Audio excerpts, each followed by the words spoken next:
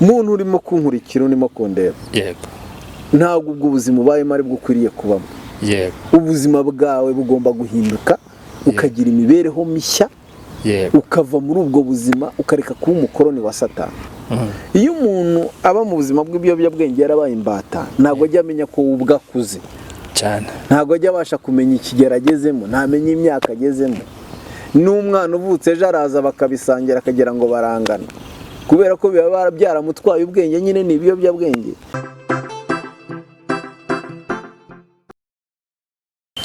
Ikaze nshuti bakunzi ba DRN TV, turi kumwe n'umugabo hano. Umugabo agiye kutuganiriza atubwire ni muntu ki, ese atubwire mbese mu ncamake ni muntu ki, introduction. Uratubwira amazina yawe, wibwira abantu badukurikiye, hanyuma dukomeze n'ikiganiro. Yes, murakoze cyane. Amazina yanjye nitwa Karinamari Innocent. Yego. Ndi umugabo wubatse, mfite umudamu n'abana. Yego. Ntuye hano i Gikondo. Yego. Murumva turi kumwe n'umugabo wubatse, afite byinshi ari butuganiriza utubwire. Hari abantu bajya bibaza ku bintu bijyanye n'agakiza, se n'iki wasangiza ku bantu badukurikiye, se agakiza n'iki muri make? Murakoze cyane. Agakiza ni ubuzima bushya. Ubuzima bushya buba buvuye mu buzima bwari burwaye. Yego. Ni ukuvuga ngo iyo umuntu akize akira kubera ko yari arwaye. Yego. Ni ukuvuga ngo niba bavuze ngo gukira, agakiza. Yego. Yarakize. Yes. Nk'ubu nshobora kuba nari ndwaye, nkajya kwa muganga kwivuza. Yego. Ngahura na dogiteri nkamubwira indwara ndwaye. Yego. Hanyuma namara kuyimubwira akanyandikira imiti. Ya miti nayinywa ngakira. Namara gukira baravuga ngo Innocent, dogiteri runaka yaramukijije, yarakize. Yamuhaye gukira. Yaramukije, mbese baba ngo yarakize. Yego. Agakiza. Ari no gukira by'ubu buzima bw'isi byo bwanga umuntu kanaka yarakize. Yego. Ariko gukira bitandukanye n'agakiza. Yego. Hari agakiza, hari kugukiza by'ubu buzima bwo hanze. Umuntu ashobora kugukunda akagukiza, akaguha imitungo ugakira. Yes. Ubwo nako ni ukugukiza. Ariko hari agakiza k'ubuzima. Yego. Agakiza k'ubuzima ni Yesu Kristo. Yego. Yesu Kristo niwe gakiza k'ubuzima. Ubuzima ni ubuzima. Ubundi ubuzima iyo bavuze umuntu, hari umuntu w'imbere. Uyu mubiri twambaye ni igikoresho cy'ubugingo. Mbese ni ukuvuga ngo ubugingo butuye muri uyu mubiri. Ni ukuvuga ngo Kristo yaje gukiza, ntabwo aba aje gukiza uyu mubiri, aba aje gukiza umuntu w'imbere. Umuntu w'imbere rero ari we bugingo. Uwo muntu w'imbere niwe ukoresha iki gikoresho nakubwiye ari cy'umubiri. Buriya ikintu cyose uyu mubiri wakora ugikoreshwa n'ubugingo, kuko ubugingo nibo buyobora uyu mubiri. Buriya niyo umuntu apfuye ntago hapfa ubugingo, hapfa uyu mubiri. Urabyumvishe? Ndabyumvisha kabisa. Bivuga ngo rero Kristo yaje abaje gukiza ubugingo. Yego. Rero iyo umwemereye, araza akagukiza. Agakiza rero ni ubuzima bushya buba buvuye mu burwayi utizeraga Imana. Yego. Cyangwa se uburwayi bw'icyaha. Yego. Hanyuma ukakira ubuzima bushya, ukemera kwakira uwo Kristo ari we gakiza. Yego. Iyo umwakiriye rero niwe utanga agakiza muri bwa bugingo. Yego. Iyo umwakiriye muri wowe. Yego. Ijambo ry'Imana ravuga ngo mpagaze ku rugi ndakomanga, ngumva agakingura ngo ndaza mbane nawe. Yego. Ni ukuvuga ngo rero Kristo iyo aje agaturana nawe, abaguhaye agakiza, abahinduye ubuzima wari ubayemo budakijijwe. Yego. Ni ukuvuga ngo ubuzima budakijijwe ni ubuzima butazi Imana. Yego. bubaho uko bwishakiye, yego, mu buzima butubaha Imana, yego, mu buzima bukora ibizira, yego, bidahesha Imana icyubahiro. Hanyuma rero Kristo yaza akagukiza ubwo buzima butari bwiza, akaguha ubuzima bushya, akaba ari cyo twita kwakira ako gakiza. Ako gakiza rero ukakemerera Yesu akakuyobora, ukahindura ubuzima. Kuko umuntu wese uzasanga bakubwira ngo uriya yarakijijwe, ntabwo yarakijijwe, uzasanga hari impinduka zaje mu buzima bwe. Niba umuntu bari bamuzi ari umuntu urara mu kabari, ari umusinzi, ari umusambanyi, hari umuntu wiba, ari umuntu ukora ibizira, umuntu uhora mu nzu z'imbohe, ariko none ukajya ubona niwe muntu wirirwa, kubera ko yahindutse yakira agakiza, niwe muntu ugenda uvuga Imana, avuga ibyo Imana yamukoreye, avuga ubuzima Imana yamukuyemo bitewe n'ubuzima yarabayemo. Ako niko gakiza, niwe Yesu Kristo nako. Yes, Innocent, mu buzima busanzwe usanga abantu batarakira agakiza, usanga bibera mu bintu bitabashije icyubahiro. Wababwira gusanga Yesu Kristo bakavuga ngo uriya ninde se, uwo Yesu wanyu ninde? Se nk'abo bantu niki wababwira, nihe nama wabagira mu yandi magambo? Bariya abantu baba barabaye imbata z'ibyo barimo. Yes. Buriya imbata, yego, uba uri nk'umukoroni w'ikintu. Ngo kera abo bitaga imbata cyangwa se abakoroni, iyo umuntu yaguraga umukoroni yamukoreshaga icyo ashaka. Yego. Kubera ko cyari ikintu, buriya nawe ufite itungo warikoresha uko ushaka, kubera ko aba ari iryawe niwe uba wariguze. Yego. Ni ukuvuga ngo rero ririya tungo riba rigengwa nawe. Ni ukuvuga ngo iyo wabaye imbata y'icyo kintu, kiba kikuyobora, wowe ntabwo ubasha kukiyobora. Ni ukuvuga ngo iyo umuntu yabaye imbata y'ibiyobyabwenge, ibiyobyabwenge nibiba bimutegeka, ntabwo aba akiyoborwa ari we ukibiyobora, kuko ubwe biramubwira ngo nurara utabibonye ushobora no gupfa. Urumva ko ibiyobyabwenge biba byaramugize imbata, aba arabaye imbata y'icyo kintu. Ni ukuvuga ngo uriya muntu rero ukubwira kuriya ntabwo aba agifite ubuzima buzima. Erega hari abantu bariho ububona kugira ngo ni bazima ariko barapfuye. Ugasanga umuntu arahagaze ariko atariho. Wamubwira ibyo bintu rero, kubera ko Satani yaganze umutima we wuzuye umwijima, ntabwo akibona icyiza, ahubwo ahora mu buzima bw'umwijima, ntabwo aramurikirwa n'umucyo ngo amenye igikwiriye. Ubwo urumva aba yarabaye imbata ya bya bintu yirundiyemo.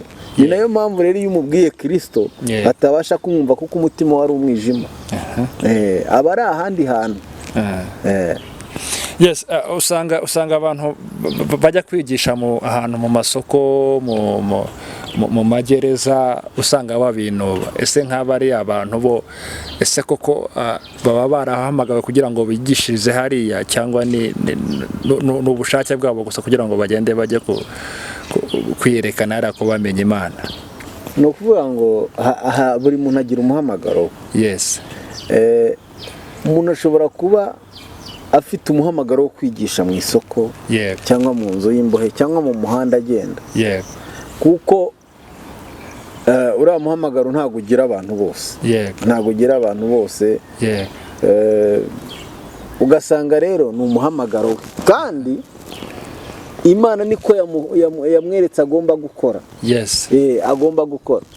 Nubwo wajya kubikora atari Imana yakohereje ngo ujye gukora uwo muhamagaro wawe, wowe ubwawe uba wiruhiriza ubusa, kuko atari ibyawe. Niyo wabibwira abantu ntiwabyumva, kuko ntago biri mu muhamagaro wawe, ni ibintu wowe ubwawe winjiyemo.